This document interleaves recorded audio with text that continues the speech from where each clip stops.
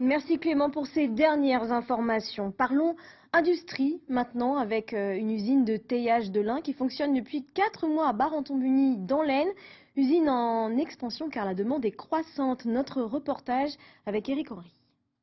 Depuis février, les 2 lignes de production sont entrées en fonctionnement.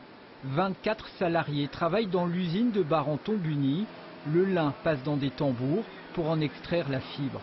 Que le lin soit bien homogène, donc il n'y ait pas de paillettes et qu'il soit de la même couleur. Donc tout ce qui est pas bon, on l'enlève, on le met en poignée.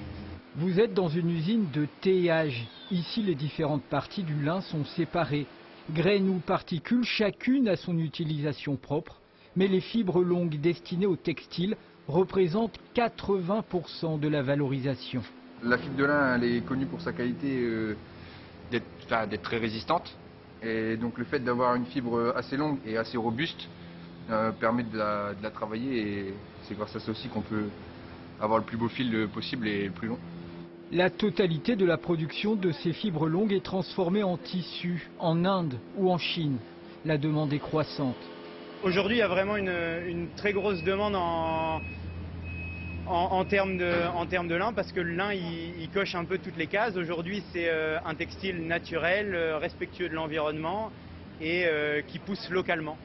Voici la matière brute collectée chez les agriculteurs. Les surfaces cultivées en lin ont augmenté de 130% en 10 ans.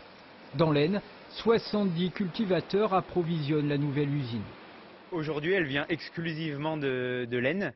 Dans cette usine ici, on va transformer du lin de l'Aisne et un petit peu de lin de Seine-Maritime également. Jusque-là, principalement concentrée en Normandie et dans le Nord, la culture du lin pourrait offrir de nouvelles opportunités aux agriculteurs de l'Aisne, sur fond de crise betteravière. Des étoiles, des stars, il y en a.